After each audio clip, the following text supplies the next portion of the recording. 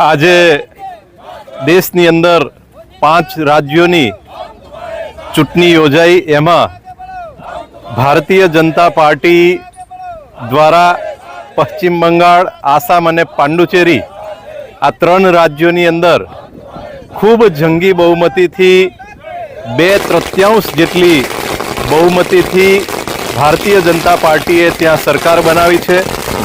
અને એમાં વિશેષ કરીને જે પશ્ચિમ બંગાળની અંદર પહેલીવાર ભારતીય જનતા પાર્ટીની સરકાર બની છે। આ નેતૃત્વ, ભારતનું જે નેતૃત્વ છે માન્ય મોદી સાહેબનું, અમિત શાહ સાહેબનું, નીતિન નબીનજી સાહેબનું, એ નેતૃત્વ ઉપર જે વિશ્વાસ મૂકીને લોકોએ મત આપ્યા છે, એ બદલ સૌ પશ્ચિમ બંગાળ, આસામ અને પાંડુચેરીના નાગરિકોનો ધન્યવાદ। मोदी जी आप आगे बढ़ो, हम तुम्हारे साथ